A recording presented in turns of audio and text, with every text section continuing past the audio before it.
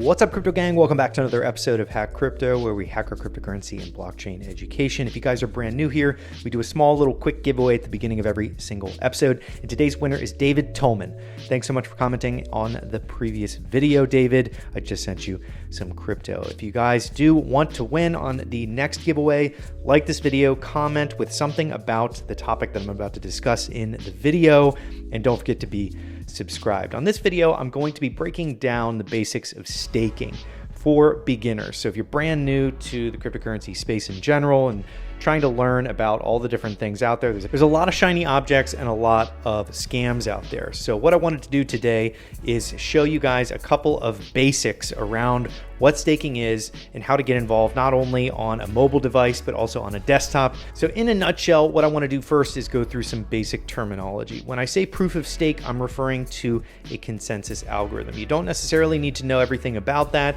It is just a way that a blockchain is operating. And that means that people can stake or hold their cryptocurrency on top of a blockchain, and that stake or a share in that blockchain gives them a way to generate some additional tokens. So if I hold 1,000 of a token on a certain blockchain that's a proof of stake blockchain, I'm considered staking if I lock those up. Very similar to like a certificate of deposit at a bank. When you put money into a bank and you lock it into a CD, you're able to accumulate some wealth over time, withdraw it in 15, 20 years, and that is basically just staked money in a bank account. It's the same concept in proof of stake, where it's like skin in the game or being a shareholder in a blockchain itself. Holding that token and locking it up over time allows you to reap some benefits. You're able to get some rewards for participating in the governance of that proof of stake blockchain. If you take nothing away from this video other than one thing, just know that these proof of stake blockchains have a token on top of them, and if you hold a certain amount of them, lock them up, don't touch them, it will generate some rewards depending on that network itself. They're all different. They all provide all different types of rewards. They have different liquidity, meaning that you could take it out, unlock those rewards and dump them on the market. If there's some liquidity there, there's a lot of different components that go into this. Hold and stake those coins and tokens on the network, and you are participating in putting everything together. You're able to govern that network with other people, and you're able to reap rewards for doing so. But now that we have proof of stake, the definition, the basic down of what that is, and you don't need to understand what goes on underneath proof of stake, any other consensus algorithms or anything like that, all we're going through is the foundational elements right now. So the next component, after you understand that proof of stake is just a way that you can participate in a network, and it's what holds everything together in the blockchain and gets the game theory correct for people to participate and gets all of the incentives aligned. The next stage is you need to pick a certain network, which one you want to be involved in. Now, there's a lot of different people out there that say various different things about what they look for first, but first and foremost, liquidity is probably the most important in my book. I've done a series on this channel in the past that had to do with masternodes, which is just a proof of stake network that allows you to download a node onto your desktop, move tokens onto it, start staking them, and that produces these actual rewards every day. And this is something that I did, I want to say in 2018-ish. I did it across 15 different masternodes, worked directly with the projects. It was a lot of fun, but I learned a ton in terms of the complexities about spinning up a node, starting it, running actually on the command line to get things locked and staked and spinning up that node. So there are a lot of different projects out there that have user interface. So the first one is liquidity, so the ability to dump rewards if you need to, but the most important after that is going to be the user interface. Some of these things can get pretty complex still, because innovation is a slow-moving target here. So the interface is the next most important thing. Now, in tandem with interface, we're going to be looking at support. I think support from the team as well as the community is very, very important, because I have seen tons of money being lost in this space. I've seen thousands of dollars flushed immediately when people have accidentally deleted private keys, deleted files on their actual computers themselves, and they go livid on a Telegram channel. I've seen that happen. So support is a very, very important part after the user experience as well as liquidity. Now comes the fun part. Now we need to determine which networks are the most compelling to get involved in. A lot of things that I look for are the team, first and foremost. Imagine yourself as like an angel investor. You're looking for the team to see if they have a great track record, if they're good at working together. You're looking at various different details on the roadmap to see if they've hit different milestones that they've set for themselves. You're looking at the amount of code that they've deployed over the past 12 months, 6 months, 3 months, and whatnot. You're trying to do your own diligence and back into those numbers. Now, one thing I would highly recommend that you ignore for the first part that a lot of people will give me some flack on is the return. The percent return on some of these nodes is just astronomical. It's just an insane return, 3,000%, 500%, things like that. And that is definitely lower on the food chain when it comes to this. You need to look at the team, you need to look at what they're building, you need to look at obviously the liquidity. Some people look at the market cap, some people look at lockup periods, and some people look at inflation, the percent that have been staked on the network. For example, with Divi, if 80% of the tokens are locked up, which they are being staked, that means that there is much more of an interesting economic model there, more demand and less supply, which is a very, very good situation to be in for things like price appreciation. With lockup periods, I wanted to go through a quick hit list of some of the lockup periods that exist. With Decred, you're looking at 29 days. With Kava, you're looking at 21 days on average. On Cosmos, you're looking at 21 days. Kava is actually built on Cosmos. You have CeeLo, which is 3 days. You have Algorand, which has no lockup. You have Icon, that's 5 to 20 days. You have Iris, that's 21 days. Cardano, that has no lockup period. You have LivePeer, that has 7-day lockup period. V Systems, that has no lockup. You have Divi, of course, that has no lockup. Now, I've talked about the individual projects. I've talked about some of the lockup periods, some of the yield aspects to it, some of the market cap things that people are looking at.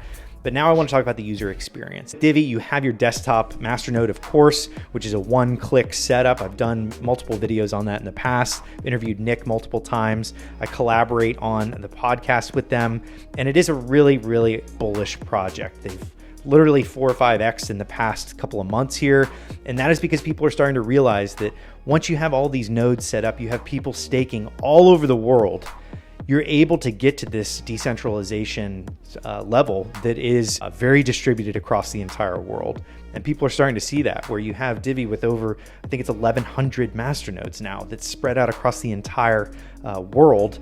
And you can see it, and it's remarkable how you see 80% of people are locking those tokens up and they're not selling them. They're literally holding on to them. And that is a vote of confidence all over the world in a project that's a consensus. And I think that with Crypto.com, very similarly, you have millions of users. You have, I believe, over 2 million users, and people are staking, getting very, very high returns on that because they have so many assets under management that I have a strong vote of confidence in their ability to back up what they say with 8% returns. In addition to Divi staking with a masternode, as well as the Crypto.com staking feature with CRO, my obsession recently has been around Nuls and their staking, because they are using a new consensus algorithm called proof of credit. Proof of credit effectively combines proof of stake with this like credit rating concept. So very similarly to Divi, you can set up a Nuls masternode and start receiving these staking rewards pretty much immediately. User experience and their calculator is pretty fantastic. So when you go to the Nuls.io website, you can see the amount of consensus nodes. And at the time of filming this, the end of June in 2020, they have 123 consensus nodes, and you can calculate the actual amount of staking rewards that you will receive from their website, which I love the user interface that they have. And what I've mentioned before and what I'm mentioning in this video is user experience is key for masternodes and setting up staking in general for beginners to get involved and really decentralize on that spectrum of decentralization. So one of the cool parts about staking that I'm not going to dive into too much, but Nuls actually does this, and a lot of projects are pioneering this, is voting. So when you have skin in the game, when you have this stake that's locked in to a wallet or a masternode, you have the ability to present votes. You have the ability to govern. This is also known as governance over blockchains. And this lets you contribute to the ecosystem. This lets you, put forward proposals and contribute towards, saying, yes, I want some educational content created on YouTube by Steve from Hack Crypto. And this just moves the open source movement even further. When you have all of these voting mechanisms, you have people governing the network together, the community decides on things. This effectively creates an unstoppable entity. And this is something that Nuls is doing in a lot of delegated proof of stake type concepts like your Telos and your EOS are trying to pioneer. So I'm going to be leaving the link to the operating guide below so you guys can see what it takes to set up a Nuls node using Nuls Forge with a hosting partner, or you can just do it directly through their website and their wallet and setting that up and learning more about it on their website. So I'm going to be linking to that below. This credit score mixed with proof of stake really allows for people to have skin in the game and also applies credibility to people. So really weed out bad actors quite quickly. And this is something that happened with EOS. I don't want to run down that rabbit hole too much, but EOS quickly found out that when you have 21 block producers, you have these people with massive bags of EOS like exchanges going into the top 21 as a block producer, and they're just sitting on these big bags of EOS on their exchange, and they're able to control some of the governance decisions being made on the network. Nuls, using their proof of credit consensus, will effectively allow people to apply credit scores to prevent situations like that. Last of all, I can't make a staking video without talking about Dash and PivX. So I've met people from Dash, I've met people from PivX, and a lot have forked Dash and PivX to make their masternode projects. They've made their proof of stake chains entirely off of forks, and they've added things to them. They've done various things to make a hybrid version of what used to exist and trying to make it better. People are innovating on top of things that have been done in the past. So I'm going to be linking quite a few different resources below for all of the newcomers out there that are looking to get involved in staking, seeing stakeable assets, and you want some trusted data. Definitely check out stakingrewards.com that I will be leaving in the link below. So definitely go check that out. It gives you crypto assets and various different charts like the total percentage staked, 24-hour volume, 7-day price action, market caps. It scores them. It has adjusted rewards percentages, and you can go through your proof of stake projects, your masternode projects, your dividend projects, launching soon projects. They have a lot of really, really good data on there. It's kind of like a coin market cap, but for a lot of these staking projects. There's also another one called staked.us.